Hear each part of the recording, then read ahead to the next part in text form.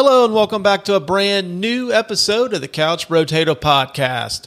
Coming up on this week's show, Adam and I are joined by our good friend Mark as we count down the greatest summer movie blockbusters of all time. From epic adventures to beloved family favorites, join us now as we celebrate the iconic movies that lit up the silver screen and left both a lasting legacy on summer and cinematic history. The Summer Movie Blockbuster Hall of Fame begins right now on the Couch Brotato Podcast.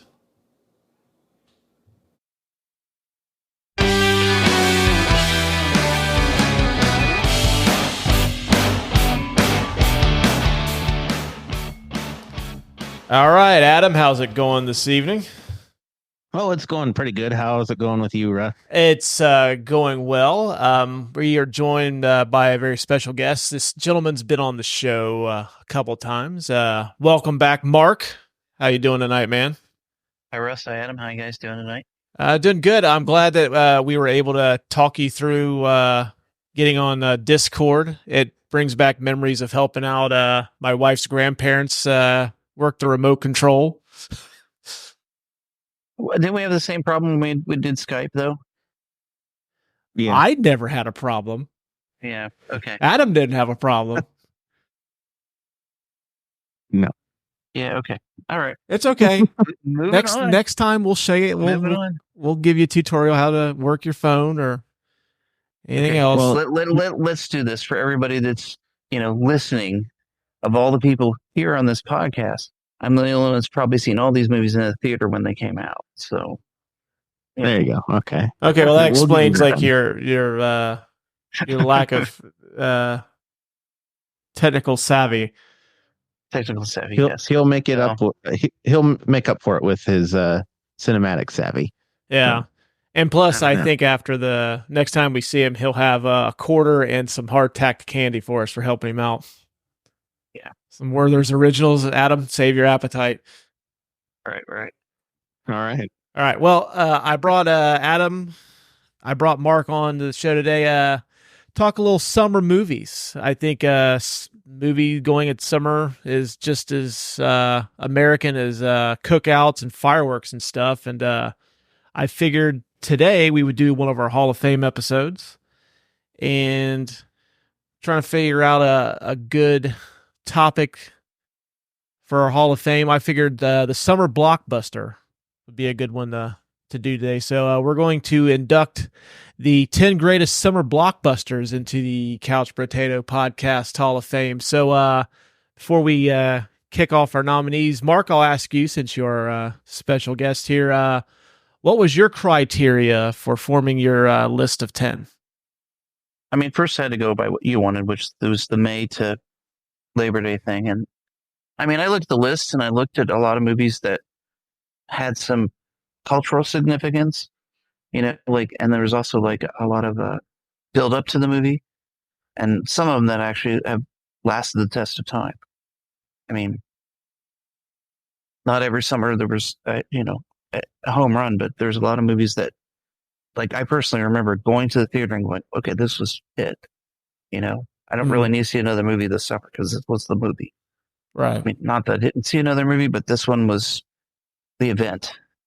That's what made it so good. Yeah. What also about you? Get out of the heat for the, the 2 hours. Mm-hmm. Yeah. Adam, what about you? I'm with Mark. I made sure that my movies were culturally significant.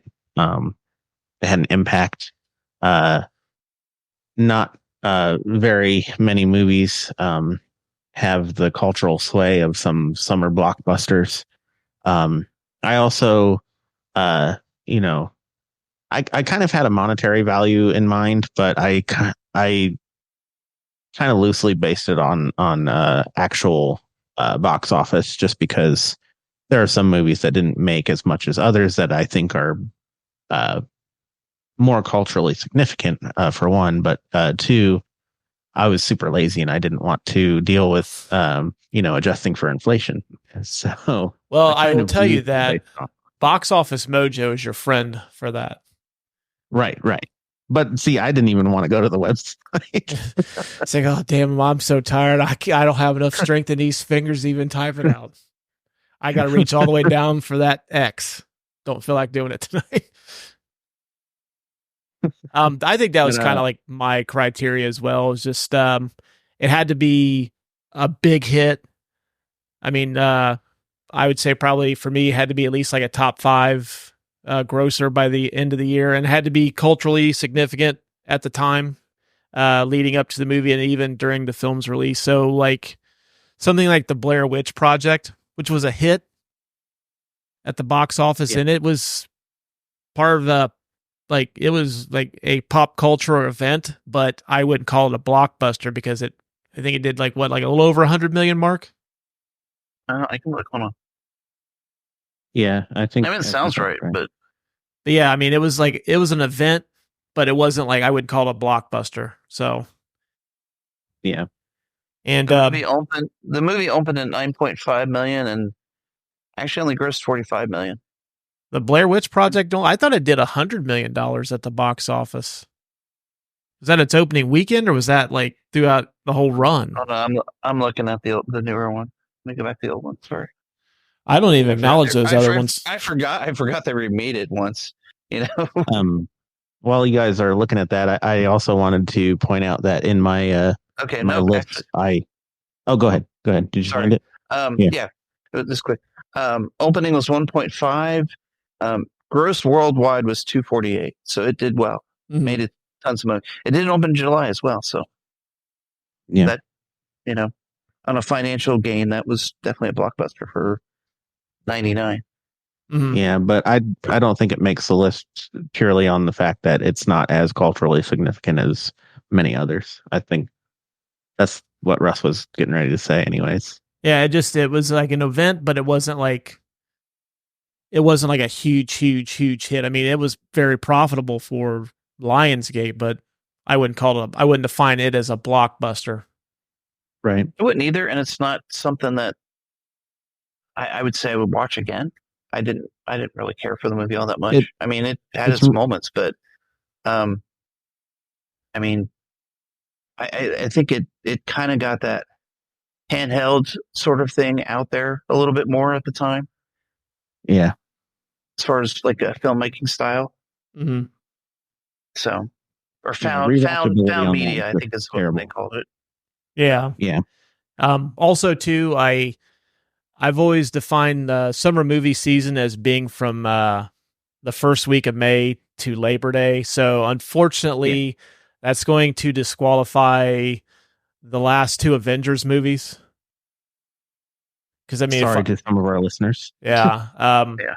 I mean, I would have definitely put them on there if we were doing April, but Marvel can't keep changing the rules and bumping summer movie season up for that. But so yeah, unfortunately, Infinity War and Endgame won't be on any of our lists because it doesn't meet the criteria. So, speaking of which, like I was saying earlier, one of the criteria that I had for my list was, and it was just one of my criteria. I don't know if either of you guys agree with this, but I didn't want to do 2 movies in the same franchise because we could fill this entire list up with Star Wars. We could fill this entire list up with Indiana Jones. But I thought that was kind of boring, and I didn't want to do 2 of the same kind of franchise. So I stuck with the most important one and then left the others to the wayside. Yeah, that was for me too. I left out a very, very big sequel off my top 10 for that exact reason too. Yeah. Yeah, a couple movies I omitted because of that as well. All right. Well, now that we got the criteria out of the way, Mark, if you have not listened to this, what we do is we list our 10 nominees, and then from those 10, we come up with a definitive list of 10. So, all right. Since you are our special guest today, I will let you go ahead and lead off with your 10 films that you nominated for induction into the Couch Brotato Podcast Hall of Fame. All right. Well, let me get to it. We're going to go with E.T. E.T., Raiders of the Lost Ark, Jurassic Park. Gotta get some Spielberg in there. Independence Day, Terminator 2, Batman from 1989, Lion King, Back to the Future, and I'm forgetting Star Wars. So how many is that? And then I want to say Barbie, actually. Okay. So, let me do the rest of it. 6, 9. Yeah, that's 10. Okay. Adam, what about you? What was your list of 10? So my list is very similar to Mark's. I had Star Wars, Jurassic Park, Raiders of the Lost Ark, Jaws, Back to the Future, 1989 Batman, The Dark Knight, Ghostbusters, and The Lion King, and E.T. I had some honorable mentions in there too. Independence Day, Terminator 2, and Close Encounters of the Third Kind, just because I really like those movies, but I didn't think they made the list. My list is also very similar to you guys as well, but I got a few exceptions. Jaws, I got Star Wars, Jurassic Park, Back to the Future, The Dark Knight, The Lion King, Terminator 2, Barbie, Independence Day, and Top Gun Maverick are my 10. And then honorable mentions, Empire Strikes Back, which that one was probably the toughest one to leave off. Just because, I didn't want to do I didn't want too many franchise films hogging it up. I had E.T. and then I also had Finding Dory. Excellent list. So, see, out of the 10 that we all nominated, Back to the Future was on all 3 of our lists, correct? Correct. Okay. So that one's unanimously in. All of us had The Lion King, right? Yes. As a mental note, so why are we adding Back to the Future? I mean, if we're going to put it on there, we need a reason.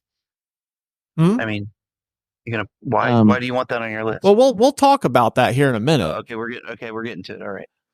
Yeah, we'll get to it, Mark. You do your thing. All right, my bad. Yeah, we're experts. At least we pretend to be.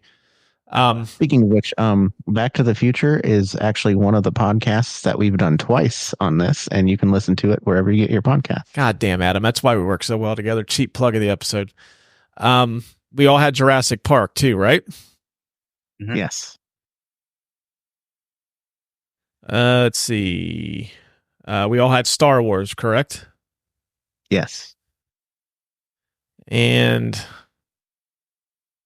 that was about it for the unanimous ones, right? I think so. Some of us had the same movies with just 2 of us, but I think you've nailed all the ones that were all 3. All right. So our unanimous first 4 are Back to the Future, Lion King, Jurassic Park, and Star Wars. Just real quick, guys. Why those 4? Why do you think those 4 were unanimous selections? Mark, I'll start off with you. I mean, Star Wars is, as it's Star Wars. It's a cultural phenomenon. When it came out, it blew everybody away. I mean, it was just wow. So, it did open. If we're talking dollars, it did open at 1.5 million, which is probably a limited run, and it ended up doing worldwide gross of 775 before obvious inflation. I personally live and breathe Star Wars, so it's for me, it's not a surprise to me. I would have never guessed in a million years you were a Star Wars fan just by looking at your wall. I know this stuff. Back to the Future. I actually added Back to the Future on the back end, but then I've come to realize that Back to the Future was an ideal style. As far as time travel movies, Back to the Future nailed it. It got it right when it came out. Michael J. Fox, this was his go-to movie, and he was one of those actors we went to saw after that. And I actually remember seeing Back to the Future 2 and 3 and those summers when they came out. So I mean, they're in their classics, and they have also held the test of time as well. So, and it had incredibly long legs at the box office too. I think it was number 1 for almost a couple of months. Right. It did, as far as the box office, it did open at 11 million, and then worldwide it hit 384. So not bad legs there for 85, right? Or 84? 85. 85. Okay. All right. Lion King. I mean, I looked at this and I'm like going, I'm going, Disney has to be in here somewhat. I mean, it's Disney at this point. I looked at the other movies and I went, none of the other movies they put out are like when they started like having their what they call Renaissance animation came out in the summer, not until The Lion King. I mean, Lion King was their big dog too because it opened at 1.5, which is probably yet again a limited run. It ended up clearing 968 worldwide. That's impressive for an animated film that Disney hadn't really tried to put out in the summertime. I mean, they were sticking mostly to the fall because they wanted to. I think they were pushing for the Oscar thing more or less, especially with like Beauty and the Beast. Yeah, when that came out, but it also was coming out in the fall. Like, they finally dropped one in the summer and it crushed it. Unfortunately, they put out Pocahontas after that, and well, we all know how that happened. Yeah, that was a great summer that too, because Forrest Gump was also in theaters at that time too, and that was, I would say, is a blockbuster. I mean, it wasn't close to making my list, but that was a huge summer that year. Forrest Gump comes off more as a Oscar pick, if you will, so than a summer blockbuster. Mm-hmm. And if I'm going to go see it again, it probably won't be a summertime like movie. So, Lion King, I do believe I saw it in theaters. With the Lion King, also a movie that I paid to see so I could sneak in and watch Natural Born Killers. What a combo! Thanks, Disney. Yeah, and then lastly, Jurassic Park. I mean, I've heard Adam say this many times. You finally get a dinosaur that looks really good on screen. I mean, that was great. Yep. I mean, it was also Spielberg, and I think like Jaws was on your list for us, and I get that. I really do, and we've even talked about that. But I've done shark movies. Shark movies are like, at this point, they're dime a dozen. Even the missus and I watched the one on Netflix called Under Paris, like earlier this last week. I'm like, well, okay, lots of sharks movies. I get it. But Jurassic Park was basically Spielberg going, okay, I know I've done this once before, but this is better. And it's a lot better. So, I mean, it was believable. It was fun. Is it a movie for the entire family? Yeah, maybe not. People get eaten. So, but is it a summer blockbuster? I mean, Jurassic Park proved like through 5 sequels now that, yeah, it can hold a summer easily and still like surprise us. Not always, the last 2 Jurassic Park movies were, yeah, it's been kind of a dodgy at best franchise, but yeah, Jurassic Park though is like one of the movies I can remember being like an absolute awe of seeing it on a big screen. Like, if you can ever see Jurassic Park on a big screen, I highly recommend checking it out. Agreed. My thing with that movie is that my cousin and I saw it, I think before my bachelor party. So, God damn, Mark, I seen it like it's like 6th or 7th grade. Yeah. So, no wonder we had to help you out with your phone. Yeah, no fake. Adam, anything you want to add to our unanimous selections? Mark pretty much hit the nail on the head with all of his explanations. The Lion King was one of the first movies that I just remember being enamored with when I was of a younger age. I'm not going to age anybody here, but I was pretty young when it came out. And same with Jurassic Park. I was super young when that came out, but I saw it at the drive-in. I've talked about it a lot on this podcast, and it's just one of those movies that you're in awe at.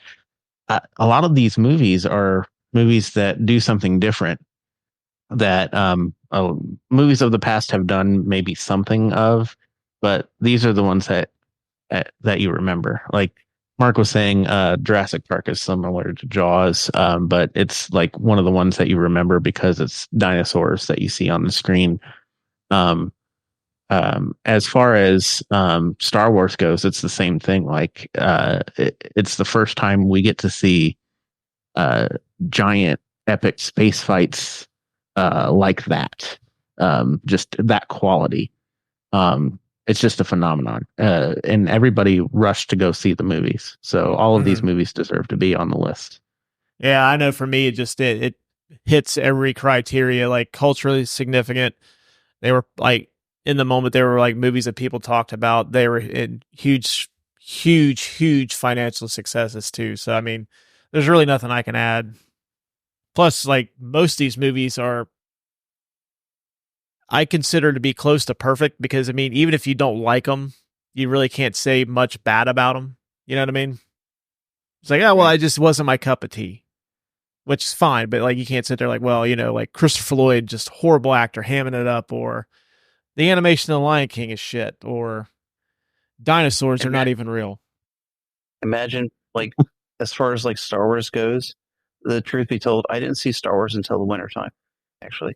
Well, that was at a time too where like that was before the multiplex. So like if the local theater didn't get it, then you were just kind of shit out of luck for a while. It had come out in the summertime. Like Springfield had gotten it. My story is that my cousin and I had a choice to go to a movie, and I said, "Well, let's go see the Benji movie." I knew who the dog was. I didn't know what Star Wars was. It had never been seen, you know, by somebody that was at the time 6 years old. And then I finally actually saw it in wintertime, and my cousin was like, smack. I'm like, okay, yeah, I deserve that. Fucking Benji. But, so technically I saw that in the wintertime, and then I probably did see it again in the summertime when it was re-released. Mm-hmm. I actually saw it. They re-released it, and I saw it at the Regent at one point. Yeah. When it was in its heyday. All right. Well, let's get into some of these ones that like did quite make the unanimous choices. I'm just going to lead off. I think Jaws has to be on this list. Yeah, I do too. It's literally the summer blockbuster, right? Yeah, it's the one that started the trend. Yeah.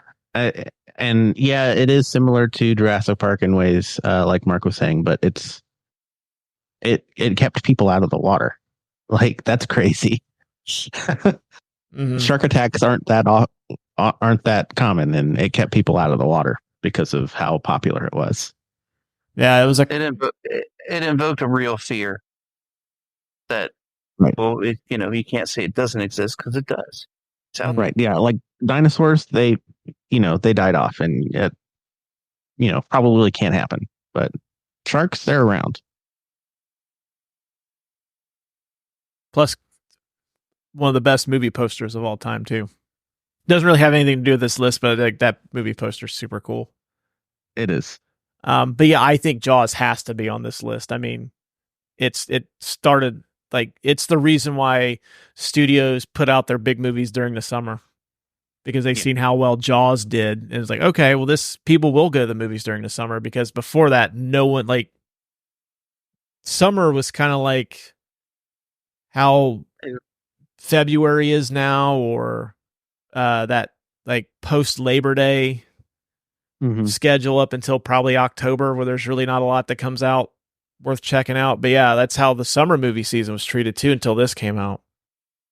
Yeah, I mean, summer's that time where you want to like be outside and have fun, but after Jaws, yeah, yeah. So I think everybody wants to go to the movies. Like, out of any movie on my list, Jaws is the one that like I will fight for till we can make this a 3-part episode if we have to. But Jaws is going in; it has to. I think so as well, because it was on my list. But Mark, what do you think? Well, Mark, yeah, you're the one that we got to sway. Do you think it goes on the list? I tell you what, let's get through the rest. We'll come back to it. Okay, but it's going on. It's going on the list. I mean, like, it's it's your show, so I don't say, but I mean, I have to have an equal argument for anything else that's on there. So, Well, Okay, all right, I mean, fair enough. I'm just I would like to get your thoughts on like why you don't think it would be, just because Spielberg did Jurassic Park 2 or all as well. I don't want he did Jurassic Park 2, but that's definitely not making this list. No, it's not. no, none of us mentioned it either. So, I don't know. We've talked about Jaws. We've done it. Been there. Well, seen all it. these movies we've talked about. Like, most of these I know. movies we've done episodes on, so I know. That's true. I know. Okay, we'll let it go. All right. Agreed. It's Okay. the first. all right. So Jaws is It is in. the first. Jaws is in. Okay. And I think, and I recall like when we did the Jaws episode, we pointed out the fact that after Jaws, there's been some stupid 120 other shark movies that have come out. So, Well, that's also a testament to its significance. Is everyone's tried to copy that model, right. Just haven't lived up to it, I don't think. and I mean, even like Yeah, where's the 5-part Sharknado episodes you guys are supposed to do? they might be coming at some point. You don't know that. But I mean, even like Jaws has spawned like so many like imitators. Even Alien is Jaws, except it's in space on a spaceship instead of in the water. Right. Which I'm actually shocked that no one picked Alien for this too. Wasn't a block. I was going to, but it's just there's just too many other ones that were better. Alien was a fairly big hit in '79, wasn't it? It was, yeah. I don't have my show notes for Alien with me, or else I would look it up. It was definitely a blockbuster. I was looking at it as part of my list, and I didn't add it. The next movie that jumps out to me is E.T. E.T. is a good one. I mean, it was on both your guys' list, but it didn't make my cut. And the only reason it didn't make my cut initially is the fact that I didn't want to have too many Spielberg movies on mine. That's the same reason why Raiders didn't make mine too. Oh well, I'm gonna have to. Okay, so if we have to cut a movie, E.T. is gonna be one of mine that I cut because I feel like Raiders needs to be on there. Even over E.T. E.T. was like the biggest movie of like highest grossing movie of all time up until Titanic. Yeah. It's hard to fight. Like, okay, so I'm looking at when I made my list, I went, well, Spielberg just kind of owned summer. That's what he did. E.T. I saw E.T. when it came out. I actually saw it twice, and that was a cultural phenomenon. Jaws scared people, absolutely. E.T. made you believe in like aliens, but it also brought it more home, like down to earth, if you will. It's something that Spielberg does about showing people in their real environment. Worked really well for that movie. I mean, that's why it's made so much money. It was, and it's still touching. So, yeah, I think that might be another reason why E.T. didn't make my initial cut, is because I don't remember seeing it in the movie theater, so I don't really, because I think it came out in '83, right? Yeah. So yeah, I would have been like 4 when it come out, so I wouldn't have really gotten how relevant it was pop culturally at the time. it was. And it's been a long time since I've seen E.T. too. So Well, let's see. Put the Reese's Pieces on the map. Everybody was buying those. all right, hold on a minute. I got to stop you right there. It's Reese's Pieces. I understand, but that's what happened. I'm just saying they put it in the movie, and as far as marketing goes, people bought the thing up like crazy.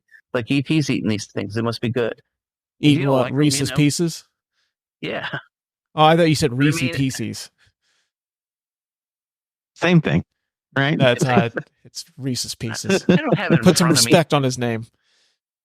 I think if you're going to admit E.T. at this point, the only reason I say admit is because Spielberg recut it, and no, he's I disagree. There's another reason to cut it.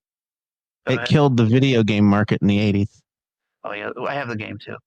And the environment down the road, because they're buried in a landfill. Right. I think the one upside to the movie is that of everything that is on our list, we've not seen a sequel to it. Not that I want one or does it need one, but I mean, at least nothing I can think of that really stands out that says, "Hey, we're going to make a blockbuster of this movie again." ET2, ET's back and he's pissed. I'm back, I was going to motherfucker. say the same exact thing. How you and I were just like, I saw you look, and I had that same look. I tell you what, ET, I'll put it as a maybe. We'll come back to it. Okay. I mean, as far as money goes, ET opened at 11 million, did 792 worldwide. Yeah, it was the highest grossing movie of all time until Titanic. Then it's been passed a couple times, but yeah.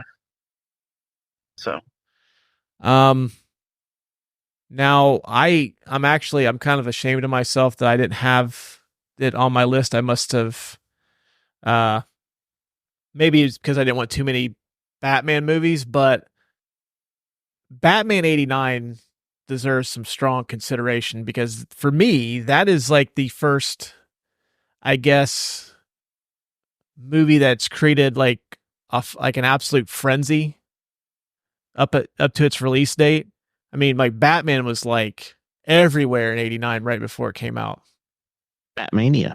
And I remember I tried to get tickets for opening day, the first showing, and it was sold out. Like basically the line wrapped around the corner at the Regent Theater that you were talking about, and we had to buy tickets for the following showing. Yep. I had seen it at the 7:30 show, and I got tickets earlier that day. Yeah. For it. So I had a date at the time, so it was pretty good. So to me, that's the definition of a blockbuster. So I'm okay actually putting that one in. I'm going to date myself again. My mom and dad saw it on their honeymoon before I was born. Oh, really? And maybe that came out in 89. Maybe that's spurned. I graduated high school in 89, so it was everywhere. I mean, the Marvel stuff now is everywhere to what Disney does. Batman still puts everything, all that to shame. Mm-hmm. You'll still see Batman stuff out there. You know, I mean, Superman, when it came out in 78, didn't do nearly the marketing or the thing that it did. And it obviously, it shot itself in the foot by making like 3 more. Well, the second one was good, but the other 2 were just, obviously trash. But let's just be real, though. Batman's a lot cooler than Superman. Batman is a lot cooler than Superman, yes. I mean, Batmania created a food item that is still on Taco Bell's menu today. Cinnamon twists. They were shaped like the Batman logo. Nice. Yep. Know that. Yeah, I think for me, Batman 89 checks all the boxes. Now, the only thing is, do you put Batman or do you put The Dark Knight in? Because there was quite a buzz around The Dark Knight as well. I mean, there was some reason. I mean, like, unfortunately, some of it had to do with Heath Ledger's death, but still, though, that thing was gangbusters when it came out too. Yeah. Well, I think a lot of it. Go ahead, Mike. It follows the criteria we're going by, and I did consider it, but the original Batman was more. It was so much more. I mean, it was enough they put the Dark Knight on the screen for the first time, convincingly, for the time. Dark Knight, though, is a far superior film, by far. Mm-hmm. But my memory of it for the summertime has the same thing as, Heath Ledger passing away. The other thing, too, is I have memory of the shootings, too. So I don't really, I don't want that memory. It's there, but the shootings. Batman. It was the guy that went in and shot people. Oh, you mean for The Dark Knight Rises? Is it for the Rises or for the other one? For Rises. Oh, okay. See, it gets muddled anyway, so yeah. Exactly. So, and I understand it's one of your favorite films, and I get that, Russ. But no, I agree. I mean, like, I think The Dark Knight is the better Batman movie, but like this to me was like the first time I've ever been a part of like an absolute movie craze. Yeah. So I'm totally cool with putting in the 89 Batman in on this. Without 89 Batman, The Dark Knight doesn't get to be as big as it is. Well, I think too that, I mean, without the 89 Batman, it's like, I think that kind of, because Superman 4 came out in 87, right? So superhero movies are starting to kind of like, at least Superman was starting to lose some steam. So I think that Batman coming out was kind of like, okay, these can be big business if done right. And of course, it took them a while to kind of find a footing and a formula that worked. But 87, sure. Was that Superman 487? 87, yeah. I actually, you guys are aware of the movie list that I do, and Superman 1 through 4 was on one of, like, I got through those and rewatching 4. I'm like, going, how did, it's just so, just the special effects alone was enough to make the movie just go, why? Such a waste. So, I'm sure that Warner Brothers were a little nervous about Batman too, putting that out, but I'm totally cool putting 89 Batman in. That was your nominee, wasn't it, Mark? Yeah, that's fine. It was also one of mine. Okay, so yeah, okay. Batman 89. We're in agreement. It's in. Dark Knight, unfortunately, is out. Still an awesome movie, though. It is. Let's see. And I know Mark and I had Barbie on our list.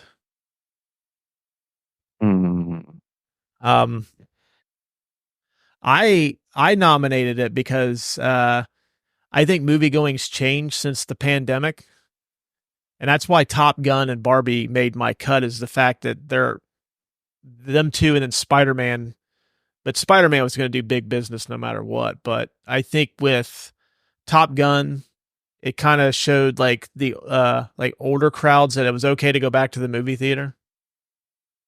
Mm-hmm. And Barbie, like that craze, I mean, it created a phenomenon that actually spawned 2 blockbusters with Oppenheimer. And Barbie was pretty much the talk of the summer last year. Yeah. Even before it come out. So, I mean, that's why I'll let you two kind of, because I know it wasn't on your list, Adam, but Mark, what was your reasoning behind putting Barbie on there? The cultural phenomenon. The movie was entertaining. From somebody that's had like 2 daughters now, at their different ages. I've seen them grow, and I don't know. From a parental standpoint, I could see where it would touch them, both of them, and they both saw it, and they were like, "Wow, that was really good." Mm-hmm. I mean, it was cheesy, but it also had a point, and the Barbenheimer thing was just phenomenal because it got everybody back in the theaters. Mm-hmm. If you saw one, you saw the other, and that's what we did. We did it in a 2-day span, not the same day, but that was tough. And I was going to take Maddie or my youngest to see Oppenheimer, just because she's not old enough for it yet, or would she care? Yeah, I think it's more like it. Would she care? Like I was going to take my son to a movie, and I asked him if he wanted to see that, and he was like, absolutely not. Yeah. So, but Barbie, I mean, and it opened at 162 million, which was totally unexpected for the movie.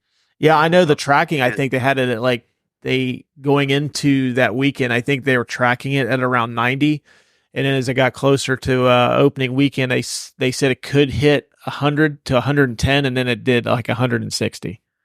Yeah, and it ended up doing 1.4 billion worldwide. I mean, it cracked $1 billion. See, like since the pandemic, like I think Spider-Man: No Way Home and Barbie, the only 2 movies to do that. I don't even think Top Gun got to $1 billion.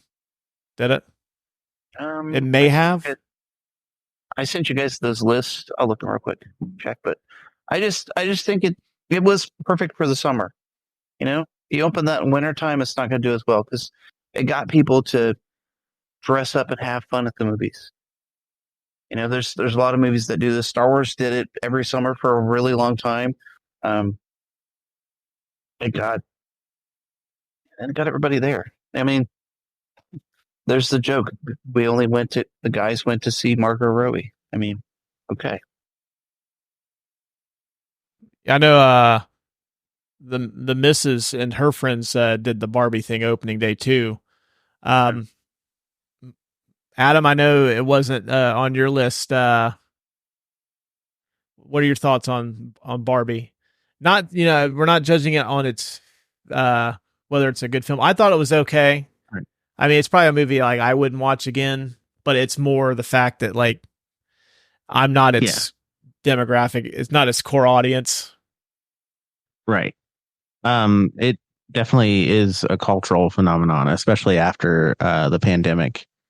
The thing of it is since I'm not, it wasn't on my list, just due to the fact I didn't go see it in theaters, and but yeah, it was a cultural phenomenon. It made all that money. I thought it was okay. But if you measure it up to other movies that we do have on the list, E.T., Jaws, does it make as big of a splash as those? I don't know. I can't say. So that's why it's not on my list. Not because it's hard I to don't say. like it, or it's just that I don't have a good frame of reference to put it on the list. It's hard to say. Like the other movies we've mentioned have like lasted the test of time. Yeah, Barbie has been out a year at this point, and while it was quote unquote a summer blockbuster, maybe it shouldn't be in the Hall of Fame yet. Well, let's see. We'll revisit, see if it like how well it holds up in 5 years or so. Yeah, because it could very well be like Forrest Gump, where it technically falls in the category, but maybe it's not. Maybe it's more Oscar worthy than blockbuster worthy. You know what I'm trying to say. If Lucas heard that Forrest Gump slander, he'd bust open a bottle and try to stab you with it right now. Oh, probably. But see, I'm saying it's more Oscar worthy than it is blockbuster Hall of Fame worthy. So, it's still getting the praise that it deserves, Lucas. If I'm going to pick between the two, though, I'm going to give E.T. over Barbie without even blinking. Okay. Yeah, that's what I mean. It's like, because if we put them, you got more. E.T.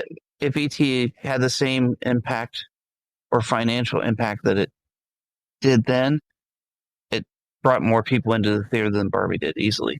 Yeah. So, well, what about Top Gun Maverick too? Top Gun Maverick, also a fairly new movie. Top Gun Maverick did $1.4 billion during its theatrical run. And that was a pretty big cultural phenomenon a couple of years ago during the summer. Had incredibly long legs. I think it pretty much ran in the top 10 up until, I think, after Labor Day. I think it was a Memorial Day release. So, which I mean, for, 2022, I mean, that long of a box office run in the top 10 is pretty significant. Also, arguably the last great movie star we've had, Tom Cruise, his biggest hit to date.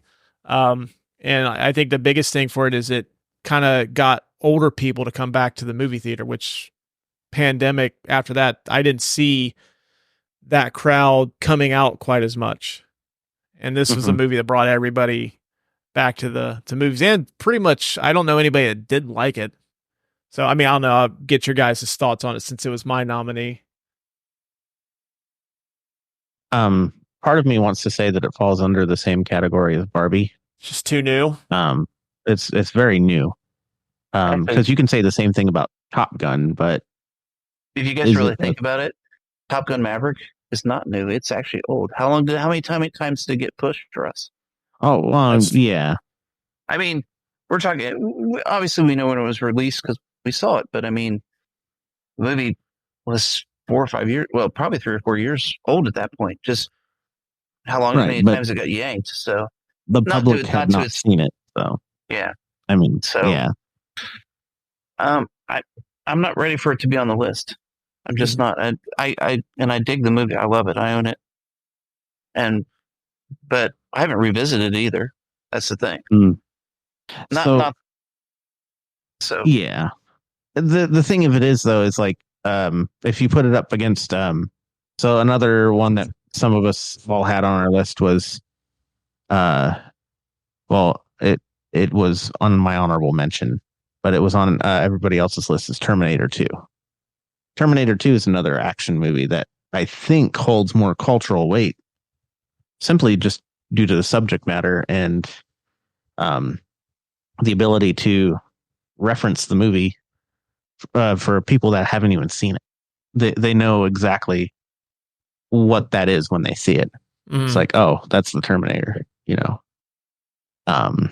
Measuring it up to a movie like that, I think Top Gun kind of takes a back seat. So Top Gun doesn't make the cut? I don't think so. I mean, I'm cool with it. I know when we sent each other our lists yesterday, like I kind of wanted to mix it up just so we didn't all have the same list, because then it would have been like a fucking 10-minute episode, and 9 minutes of it would have been devoted to the fact that Mark had trouble getting on the Discord. yeah. Back to that. As far as that goes, I mean, was Terminator 2 not on your list then, Russ? No, I had Terminator 2 on mine. It was an honorable mention for Adam. I would definitely put Terminator 2 on there. Okay, so here's the thing about Terminator 2, and when I started making a list, and I almost said this to you on the text the other day, I'm like, I don't really want any sequels on this list, and I went, how can I not include Terminator 2? Mm-hmm. I mean, in 91, that thing blew everybody away. Visually, it wasn't a cultural phenomenon as far as like the type of film that it was, but what they did on screen was never seen before. I mean, it was just so impressive. I mean, because this was before Jurassic Park came out, and it's just like it blew everybody away from the stunts, from everything, and everybody's walking down the road going "Hasta la vista," you know. I mean, plus the whole, you got a machine that's got feelings, that sort of thing. But I mean, the movie, plus you can't deny James Cameron was just in his prime when he put that thing out. Mm-hmm. It was just great. Well, I think it also set the template for like the 90s, like summer blockbuster too, like in terms of action, like, you know, had to have a big star, special effects, you know, great stunt work, should have a good story, but, you know, depending on what movie it is, didn't quite get up to Terminator 2's level. But I'm perfectly cool putting it in, just because I don't think you get Independence Day without Terminator 2, and Independence Day was on a couple of lists as well. We'll get that. Terminator 2 opened at 31.7 million, was impressive for the 90s. Cleared 520 worldwide. I mean, that was one of Arnold's biggest movies. I think it was the number one movie in 91 too, wasn't it? Yeah. At the time, I was working at Shakers Theaters doing the advertisements for the newspaper, so I still have old ad slicks of the film, which I meant to give you a couple just to hang somewhere, but it was fun to work on just doing the advertisements for the movie, and just when we went to the theater and see it, we were blown away. We walked out and it was just like, I want to see it again. Yeah, you didn't really see anything quite like it at the time. And plus, special effects still hold up pretty good today. Yeah. And has the coolest teaser trailer of all time. Mm-hmm. At the time, I was buying laser discs, and I could get a clearer picture with my player. When I put that disc in, that opening shot of that truck, still one of the best, like, sharpest shots, like, out there. Mm. For our younger viewers, laser discs are like DVDs, but they're the size of records. And they too are extinct. Yes. So Adam, I mean, I think Mark and I have made a pretty decent case for Terminator 2 being inducted. I mean, what are your thoughts on it? I agree. I am very convinced. I don't, and Mark was saying it wasn't super culturally significant, but he made mention of Hasta la Vista, baby. And I mean, can you name anybody that, like, even people that haven't seen the film, that doesn't know what that's from? Like, they know it's Arnold, they know it's Terminator. Mhm. So yeah, no, it needs to be on the list. Yeah. And but yeah, Hasta la Vista had, and even I'll Be Back. They had some pretty long legs in the pop cultural reference. What about Independence Day? I'm going to say no on that one, just Really? because you made a point against it. You don't get Independence Day without Terminator. I'm gonna pick a fight now. You ready? I Ready? really like Independence Day, so you're not going to fight very hard for me to agree. Okay, so yet again, the movie I saw in 1996. I drug a bunch of friends to see this thing. I literally, at the time, down at the Dayton Mall, they had the largest screen in Ohio because it was Dayton Mall Cinema One. I drugged them all the way down there the day before we were going to go see my family, like on the 4th of July. We have to see this movie. We have to. I mean, it was okay. So, as we like the three of us know, I work at Best Buy. Best Buy currently has this setup where I can play movies in the store. Well, I put in Independence Day the other day. I'm like, well, yeah, this is on my list. I don't know how it can't be. When Bill Pullman does that speech, Oh God, one of the best ones ever. I mean, how can you deny? I mean, that was it. That was like, okay, I'm. Okay, That was the best movie speeches like forever. I changed my opinion. You've convinced me without even like arguing too hard. We have Jaws on the list, which arguably has one of the best movie monologues of all time. Right. Got to have that Quint monologue, and now Bill Pullman's monologue. Yeah, no, we have to have Independence Day on the list. Plus, it gives everybody like a glimpse of like how Randy Quaid actually lives his day-to-day life. I for me, it's like back in the 90s, like during like that was my prime movie going days. It was like everything that I would have wanted in a summer movie. It didn't take itself too seriously. It had really, really, really cool special effects, a lot of kick-ass action. I mean, this basically made Will Smith a superstar. Right. Huge movie. I dominated the entire summer that year too. Plus, to this day, between not only the presidential speech, but still the White House getting blown up is still like an absolutely iconic movie moment. They took places in our country, blew shit up, and we felt it. You know, because nobody really had done that before. I'm like going, it's like, did they just do that? They did. And it made us believe that there's aliens up there going to screw us over someday. Mm-hmm. Mm-hmm. And they're not nice. That was the best part of it. Nope. It was a good fight. No peace. But and then luckily, they had to make a sequel on Burn It. So, don't even get me started on that. Some IT guy that has an Apple computer that we all know definitely interfaces with everything under the sun will go and interface with alien technology on his Apple computer. Plus Jeff Goldblum, 2 summer blockbusters in 3 years. Yeah. Jeff Goldblum is arguably the best thing about that film, but I really like Bill Pullman's speech. Yeah. Yeah.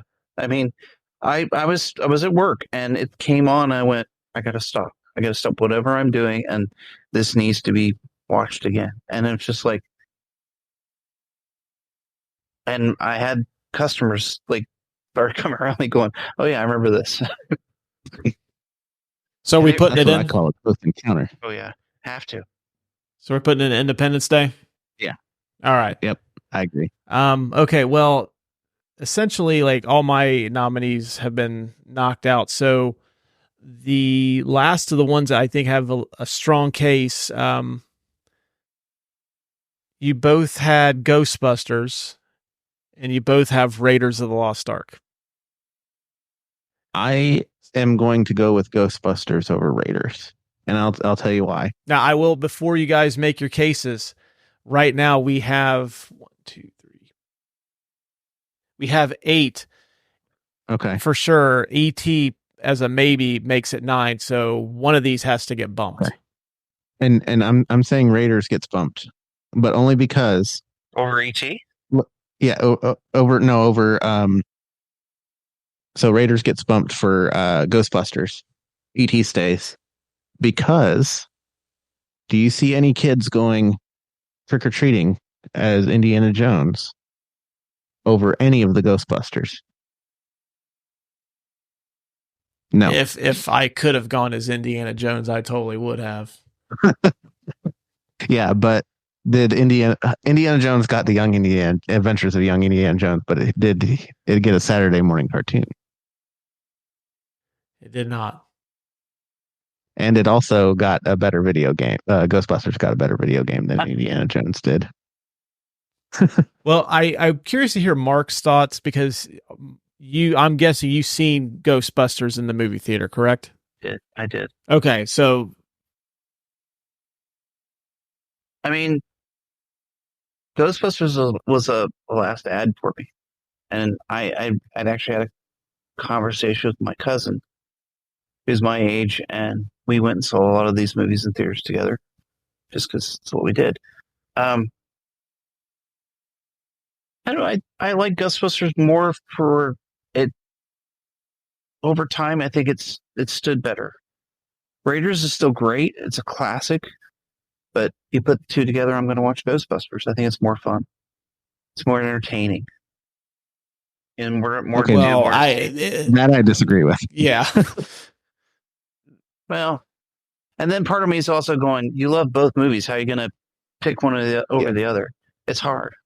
Okay, well, I don't think we bump ET. We can't.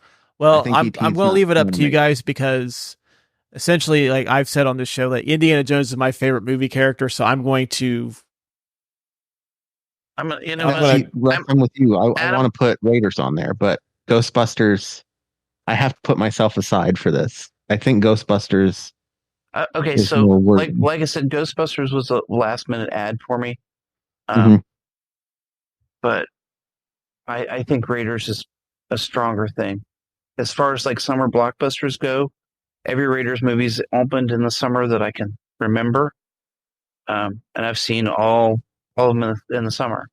It is even, a better, even the last one. So it is a strong. I won't say better. It is because I liked most of the Ghostbusters movies. Also, if you doubted, if you remotely doubted Harrison Ford's star ability, Raiders nailed it. Mm-hmm. Harrison Ford is definitely a more bankable star than Bill Murray. Bill Murray is a great star, don't get me wrong, but so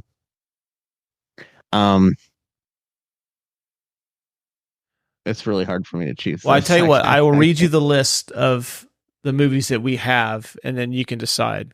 So, Back to the Future, Lion King, Jurassic Park, Star Wars, Jaws, E.T. we have as a maybe, the 1989 Batman, Terminator 2, Independence Day, and Raiders and Ghostbusters as maybes. So there's 3 movies fighting for 2 spots, unless you guys feel comfortable bumping something off there already. No, I think the definitives that we already have are good. I think they're solid. And again, I think that ET goes on there. I was against ET, but yeah, I think ET simply because, I mean, like I said, like I wasn't old enough to really witness how, like, in the moment, but the fact it was the highest grossing movie of all time for as long as it was. You're right. I have to keep it on there. I want to say Raiders. Like I said, Spielberg owned summer for so long. Yeah. Yeah, he did. And One of the reasons it. why I don't want to put Raiders is because we have so many Spielberg movies on. Yeah, that was like the one thing. Like he's on this list. Well, I mean, you could argue the point that it's formula, but it's not. Spielberg, does what he does. He does really good jobs of his films. Not everything's great, but I mean, That's another good. if you put any of these movies in front of me and go, "Hey, watch this," okay, I'm not going to balk at it at all. I mean, I won't do that to Ghostbusters either, but I'll be more inclined to watch Raiders of the Lost Ark. So we're putting Raiders and E.T. in over Ghostbusters. And then we could also do this. Let's go to the numbers. Raiders opened at 8.3. Worldwide box was 389. Ghostbusters. I think I wrote that down. Let me check Ghostbusters. Luckily, they're close enough in time, and that inflation isn't too much of an issue. I'm not messing with that, though.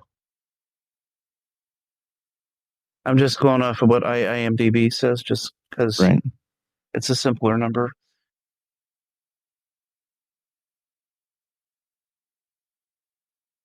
I really want both of these movies to be on there. Like, we can do top 11, right? Alrighty. Ghostbusters opened at 13.5, which is better than Raiders. Ended at 296, which is not as good as Raiders. So Blockbuster, financially speaking, Raiders beats it out. Which that does say something for 1981 versus 84. Yeah. And then if we're going to talk about cultural significance, I get the kids dressed up as Ghostbusters, and if you go to Comic-Cons, the Ghostbusters people have their own thing. But I guarantee you, anytime I go to a con, I also see an Indiana Jones, like every single time. So. Okay, so the only downside is, like, both films as of late have had their like downfalls, if you will. I mean, I didn't mind Dial of Destiny. I really enjoyed it. I haven't watched it again though, and I have yet to revisit Ghostbusters Frozen. Whatever. I think the RogerEbert.com reviews for both of them, like, they aight. Yeah, exactly. So obviously, Indy has the whole Kingdom of the Crystal Skull in there. It kind of makes us all shiver. So, I think Indy beats Ghostbusters. I was actually having a conversation with one of my friends a few days ago about movie MacGuffins, and of course, Indiana Jones is full of MacGuffins.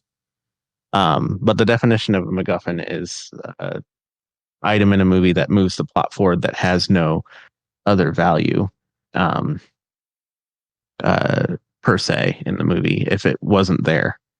And then I'm reminded of that I don't really like the Big Bang Theory, but I'm reminded of the Big Bang Theory episode where they're like, "Oh yeah, you take Indiana Jones out of the movie, it ends up the same." I thought about it for a minute. It's the same for every movie except for Temple of Doom. If you take Indiana Jones out of the movie and just let the movie play out, the bad guys still lose. In every Indiana Jones movie except Temple of Doom. Indiana Jones is the greatest movie MacGuffin of all time, and he's a person. Well, I was going to say he's probably, in terms of like movie heroes, he's probably at least in the conversation on being on the Mount Rushmore. But yeah, I guess he's a movie MacGuffin too.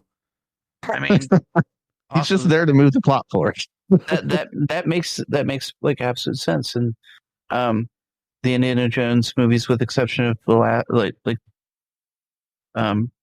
Last Crusade, their endings are somewhat ambiguous as to where is it a happy ending, like Raiders. He's arguing at the end. Temple of Doom, I mean, he didn't get the money, if you will. Kingdom of the Crystal Skull, like, we're all going, why did we just watch that? The Dial of Destiny was, it was more or less that was testing Indy's humanity, if you will, on what he was, It's one of the movies of all time. Yeah. Right. Well, here's another way to look at it too. Is the rival, the Stay Puft Marshmallow Man, or Indy being chased by the boulder a more iconic movie moment? Both of those movie moments are similar, and Well, if you're putting a top 10 list together, which one makes the cut? A top 10 list? Both on there. You're putting both on there. Top 10 movie moments of all time. The boulder chasing Indy. The boulder wins.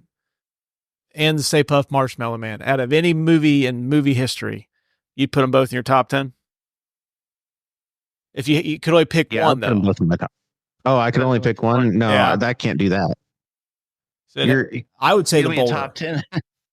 I'm going to go with the boulder, too. Yeah. I'm going to go with the boulder. The only downside that, Russ, is the boulder lasts about 30 seconds. But it's also a very iconic film moment, too. It's played all the time. Oh, yeah. It is. No. And they didn't rehash it in the sequels either, like they did in Ghostbusters. And the only time, the only time you say "Stay Puft Marshmallow Man," all I hear is Bill Murray in my head going, "This is Sailor. He's in town getting laid. He's okay." You know. Just as a kid, it was like, okay, that's funny. I don't know what it means, but it's funny. So we're putting in Raiders over Ghostbusters then. Raiders. All right. Raiders is. All right, so I think we got our list. I'll read it back to you, gentlemen. Back to the Future, The Lion King, Jurassic Park, Star Wars, Jaws, E.T., The '89 Batman, Terminator 2, Independence Day, and Raiders of the Lost Ark. That's our class of Hall of Fame inductees into the Couch Brotato Podcast Hall of Fame. Summer Blockbuster wing. Yay. Watch all of those movies this summer. Yeah. On various streaming services. Yeah, because I know if they put that, think about it, if they put those out in the theaters and we had time, we would go see them. Right. Without question. Though when we were talking and like chatting about this, we all were like, well, we didn't put any Marvel movies on this list at all. Yeah, I was bring that up. Yeah, we were going to bring that up just simply because, Marvel's kind of dominated the summer movie landscape for the last decade. And even they pretty much, it was almost a guarantee that Disney was putting a Marvel movie the first weekend in May. Any thoughts from you guys on why no Marvel movies made your list? I consider putting the Avengers on there. And for me, it was more of, I grew up reading the Avengers since the 80s. And actually one of the first issues of the Avengers I had was this cover with the Taskmaster on it, which is worth quite a bit of cash right now too. But for me to see those characters on screen finally done right, that was one movie that was good. But the thing about it is that I didn't associate it with the summer blockbuster. Because the Marvel movies came out at we got a Marvel movie every 3 months at one point, didn't we? Mm-hmm. Something that was later on. That was after the Avengers had come out. Well, I'm just saying what happened is they diluted their brand. So it wasn't necessarily a summer. It was an event. It was, okay, this is the next in the story. Mm-hmm. And then when they hit it was more of a Marvel event. Yeah. Marvel event, yes. It had its own thing. So does it belong in this Hall of Fame? No, but it also, don't get me wrong, if you put the movie in front of me, I'm going to watch it. Go, hey, we're going to sit and watch this movie. Yeah, because I know it's really good. Mm. Yeah, and I said, I think if we would have stretched this into April to Labor Day, then I would have nominated Endgame for sure, because that was a pretty significant cultural event when it came out. And I agree with you, except for the fact that it doesn't really exist without the other movie. You got to have them both. So, well, that's true, but also, I mean, I was just looking at simply. It took the one to make the other bigger. If you don't have war, you can't make that build up toward this finale, which was phenomenal. It was one of the best endings. It was like, why did you guys continue? Stop, please. It was so good. Oh, yeah, I agree with you there. That it doesn't exist without war for sure, but like Russ was saying, it was a cultural phenomenon. So I think according to the criteria that we had for this list, Yeah, it would have it would made the probably list. make it. Yeah. Right. But yeah, you're right. It does not make, a good movie by itself. And I'm not saying like it was a bad movie and it wouldn't be good without more, but it's just, it does not have that same impact without the other one. Right. You're right. Right. Unlike like something like Jaws. Oh, sharks. Cool. I can watch this.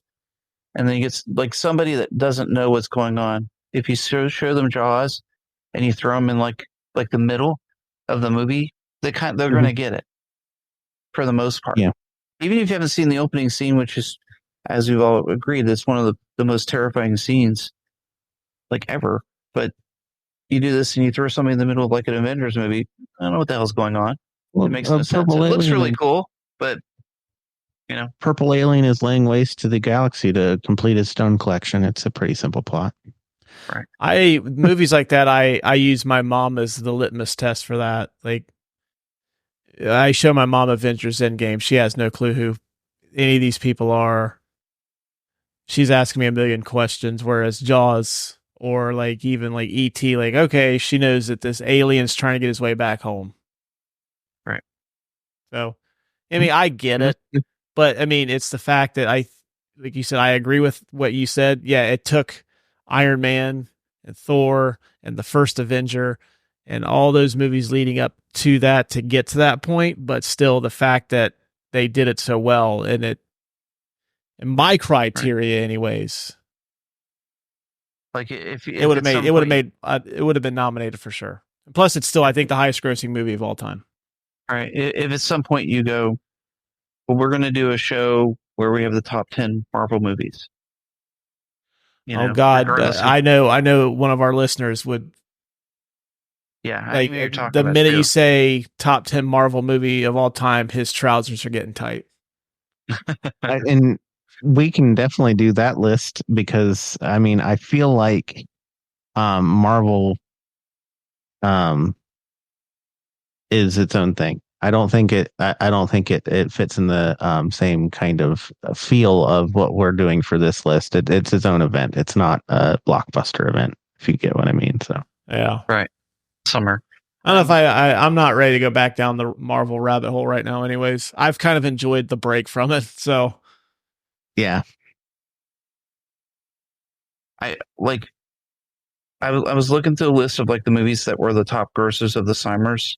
And I see things that we might overlook, like Harry Potter, but it was out. That falls in that criteria.